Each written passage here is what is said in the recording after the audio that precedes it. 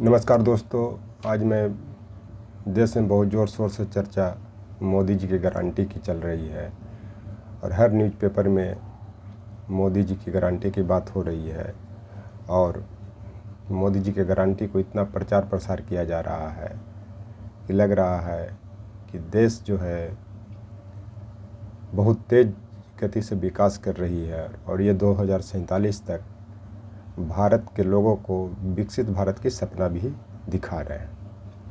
तो मैं उसी का आज पर्दाफाश कर रहा हूँ कि देश में कितनी बेरोजगारी है, कितने निम्न आय वाले लोग हैं, कितने लोगों के पास देश की जो संसाधन है वो कितने कम लोगों के पास मैंने देश के संसाधन पर कब्जा है, इसी का विश्लेषण कर रहा हूँ। तो एक रिपोर्ट आया है कि 2030 तक देश की 2/3 जनसंख्या निम्न आय वाले होगी। आप इसी से अंदाज लगा सकते हैं कि 2030 जब आने वाला है 6 साल के बाद, तो जब देश की जनसंख्या 2/3 जनसंख्या निम्न आय वाले होंगे तो मोदी जी का जो भी गारंटी दिया हुआ था वो कितना सफल हुआ, नहीं हुआ। दूसरी चीज़ की जो 1/3 जनसंख्या 3 लाख से कम आय प्राप्त करने वाला होगा, जो एक देश की जो 1/3 जनसंख्या होगा वो 3 लाख से भी उनका प्रतिवर्ष आय प्राप्त होगा। तो इसी से अंदाज लगा सकते हैं कि विकसित भारत का सपना कैसे पूरा होगा। 2/3 जनसंख्या के पास 1.60 लाख आय होगा। जो 2/3 जनसंख्या इसके होंगे उनका आय जो होगा वो 1.60 लाख ही होगा, ऐसा माना जा रहा है। तो आप इसी से अंदाज लगा सकते हैं कि विकसित भारत कैसे बनेगा। दूसरी चीज़ की अभी जो है कि डबल इंजन की सरकार जो बोल रहे हैं कि जहाँ जहाँ बीजेपी की सरकार है, केंद्र में तो है ही, तो बता रहे हैं कि डबल इंजन की सरकार बहुत तेज़ गति से चलती है। तो बिहार में भी डबल इंजन की सरकार है, वहाँ पे नीतीश कुमार जी फिर अपनी पलटू राम की तरह अपना सत्ता परिवर्तन करके बीजेपी के साथ सरकार बना ली है। तो ऐसा माना जा रहा है कि बिहार राज्य जो है जो 2030 तक सबसे गरीब राज्य होगा। तो आप इसी से अंदाज लगा सकते हैं कि डबल इंजन की सरकार कितनी मजबूती दे रही है। ये यही की हाल नहीं है, लगभग सब बीजेपी शासित राज्यों की हाल है कि जहाँ जहाँ डबल इंजन की सरकार होती है वहाँ पे गरीबी बढ़ती है, अशिक्षा भी बढ़ती है, कट्टरता बढ़ती है, सांप्रदायिक सौहार्द बिगड़ता है। जब सांप्रदायिक सौहार्द बिगड़ेगा तो कोई भी राज्य या देश विकसित नहीं होगा। अभी जो विश्व की जो रिपोर्ट हैप्पीनेस इंडेक्स पे आया है, लोग उस पर आरोप लगा रहे हैं कि ये गलत दिखाया जा रहा है, लेकिन हैप्पीनेस का जो सबसे बड़ी जो उसका जो फार्मूला होता है या जो उसका जो सबसे बड़ा जो तत्व होता है उसमें शांति स्थापित करना, सांप्रदायिक सौहार्द को बढ़ावा देना, उसके बाद डर का वातावरण नहीं रहना। लेकिन आज ये देश में ऐसा नहीं है, गरीबी भी है, बेरोजगारी भी है, अशिक्षा भी है।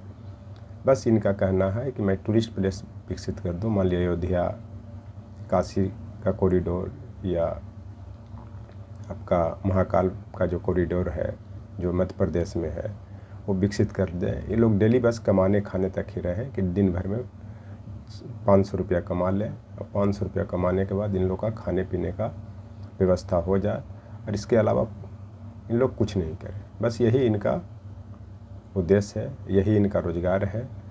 जबकि यूपीए के टाइम में इतनी वैकेंसी होती थी, इतनी वैकेंसी आती थी, चाहे रेलवे का हो, चाहे केंद्र सरकार के मंत्रालय विभाग का हो, बड़े पैमाने पर वैकेंसी आती थी जिसमें लोगों को रोज़गार मिलता था। और ऐसा भी अनुमान लगाया जा रहा है कि अभी जो पिछले 10 साल में यह सरकार रही है तो 30 लाख वैकेंसी केंद्र में खाली है।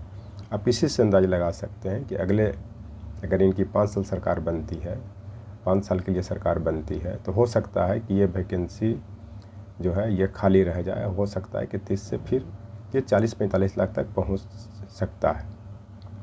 अब ये देश की जनता डिसाइड करेगी कि कैसे जो है देश को विकसित बनाया जाए, कैसे मोदी जी का गारंटी सफल हो रहा है। बस ये 80 करोड़ लोगों को जो खाद्यान्न खिला रहे हैं, फ्री में जो दे रहे हैं, बस यही इनका गारंटी है। और 80 करोड़ लोग को खाद्यान्न खिलाने का मतलब है कि देश में जो है कि 80 करोड़ लोग बेरोजगार हैं, गरीबी रेखा से नीचे रह रहे हैं। इसी को ये गारंटी कह रहे हैं। इसके अलावा जो इनका उपलब्धि है जो गिना रहे हैं, अनुच्छेद 370, अयोध्या में राम मंदिर का बनाना, काशी में जो बनारस में जो कॉरिडोर की स्थापना करना, उज्जैन का जो महाकाल मंदिर का जो पुनरुद्धार करना, तो इससे मैं कह रहा हूँ कि इससे जो है भूख नहीं मिटेगी, इससे गरीबी नहीं जाएगी, इससे अशिक्षा नहीं जाएगी। ये सब जो है ये सिर्फ दिखावा है। अगर एक कहावत भी है कि भूखे पेट भजन होई न गोपाला, भूखे पेट भगवान का भी भजन नहीं होता है। ये इस चलते अगर रोज़गार क्रिएट करना है तो बढ़िया रोज़गार क्रिएट करें। अब क्या करेंगे, मरल घोड़ा तो घास खाता नहीं है। अब तो इनकी सत्ता भी समाप्त होने वाली है, जो 2024 का निर्वाचन भी आ गया है, तो टर्म भी पूरा हो रहा है।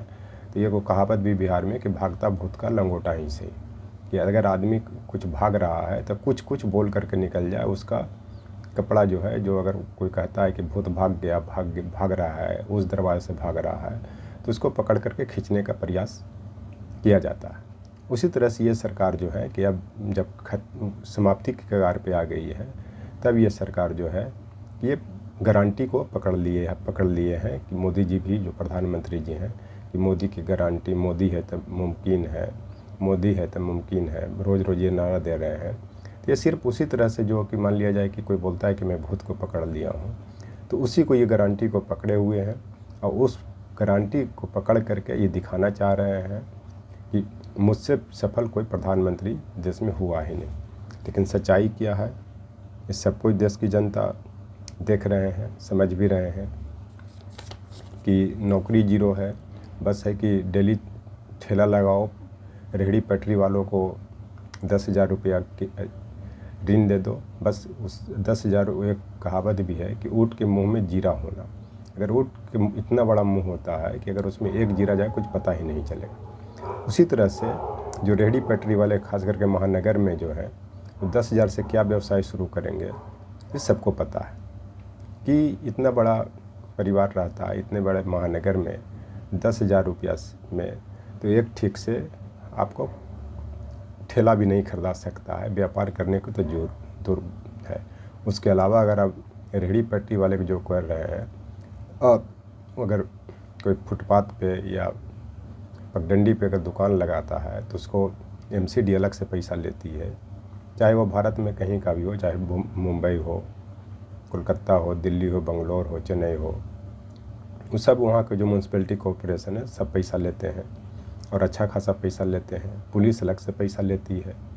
उसके बाद जो छुटभइये रंगदार हैं वो अलग से पैसे लेते हैं।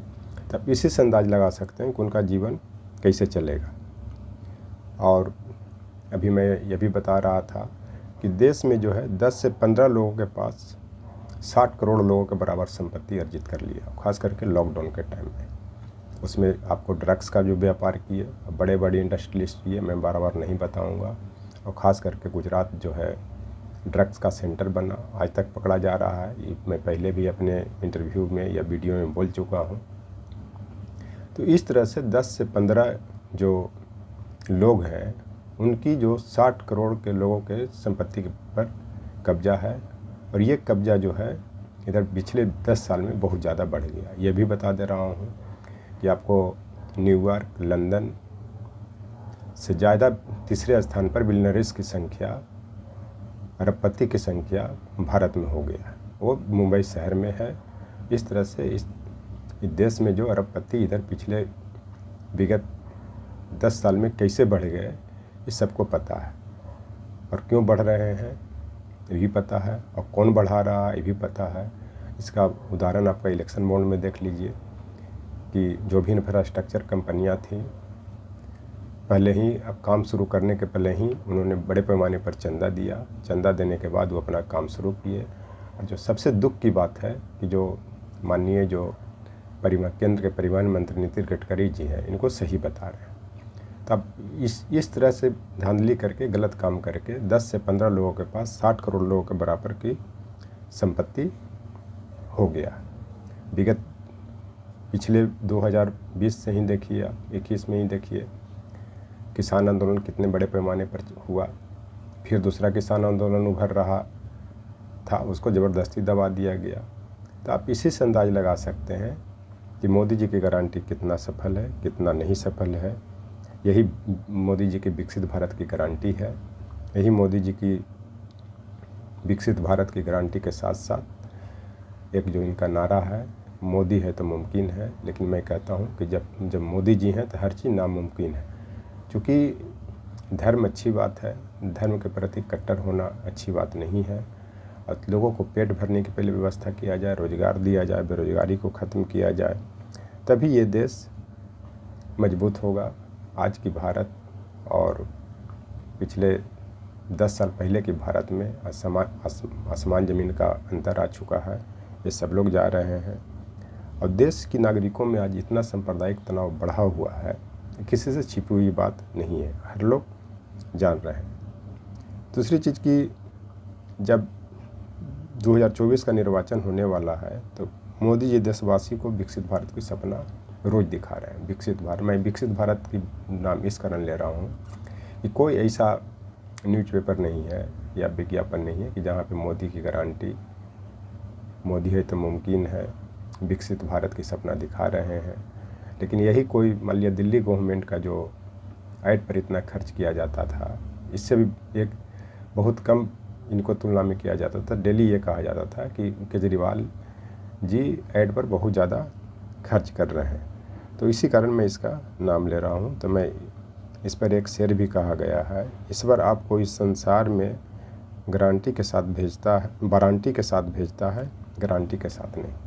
मैं कह रहा हूँ कि अगर ईश्वर अगर किसी को यहाँ पे जन्म देता है तब वारंटी देता है। वारंटी का मतलब ये है कि मान लिया जाए कि आपका खुदा न खास्ते अगर मान जाए कि आपको कहीं चोट लग गया, पैर टूट गया, हड्डी टूट गई या और किस तरह के बॉडी में कमी आ गई, तो आपको वही नहीं होगा कि ईश्वर आपको फिर उसी रूप में बनाएगा। उसमें आप मरम्मत करवाते हैं या फिर उसको आप ठीक करवाते हैं दवा के माध्यम से, डॉक्टर के माध्यम से, तब ठीक होते हैं। जैसे कोई आप सामान भी लेते हैं तो उसको वारंटी देता है, गारंटी नहीं देता। वारंटी का मतलब होता है कि रिपेयर, गारंटी का मतलब होता है कि पुनः उस चीज़ को बदल देना। तो उसी तरह से जो मोदी जी जो गारंटी दे रहे हैं, किसी चीज़ का गारंटी, चूँकि इनका शरीर का ही नहीं गारंटी है तो ये गारंटी क्या देंगे, उसका वारंटी ही देंगे। जब ईश्वर ही किसी को वारंटी के साथ भेज रहा है तो गारंटी कहाँ से हो सकता। ये चलते न इनका गारंटी भी नहीं है ना वारंटी भी है। क्योंकि अगर कुछ बचा हो मरम्मत किसी चीज़ का या वारंटी उसी चीज़ को मिलता है जिसमें कुछ जान रहता है, किसी बचने की संभावना रहती है। लेकिन यहाँ तो फिर कुछ है ही नहीं देश में, जो कुछ किए ही नहीं तो इसका वारंटी भी क्या देंगे। ये चलते ये छलावा है। इसी पर एक और कहा गया है कि काश इंसान भी ब्रांडेड मिलते, कीमत ज़्यादा देकर अच्छे को गारंटी तो मिलती। कहने का मतलब है कि अगर ब्रांडेड चीज़ सब खोजते हैं, अगर यहाँ ब्रांडेड का मतलब जो बढ़िया होता है, टिकाऊ होता है और उस पर लोग विश्वास करता है। उसी तरह अगर मान लिया जाए कि इंसान को भी आदमी अगर ब्रांडेड अगर मिल जाते हैं तो मेरा ये कहने का मतलब है कि मिलते कीमत ज़्यादा देकर अच्छे तो गारंटी तो मिलती। मान लिया अच्छे अगर कोई गारंटी भी देता है, अगर ब्रांडेड चीज़ मिलता है तो उसका कीमत ज़्यादा होता है। जैसे मान लिया मार्केट में आप चले जाएँ, अगर कोई सामान खरीदें, अगर ब्रांडेड खरीदे तो उसका कीमत ज़्यादा होता है। उसी तरह अगर इंसान को भी ब्रांडेड, और खास करके जो इस तरह के बात बोलते हैं, अगर वो भी अगर ब्रांडेड बनते तो उनको कीमत ज़्यादा मिलता। कीमत ज़्यादा का मतलब जनता को विश्वास ज़्यादा होता। क्योंकि लोकतंत्र में ब्रांडेड का मतलब ये होता है कि आदमी सही है, अच्छा आदमी है, एक अच्छा इंसान है, वो देश के हित की बात करेगा।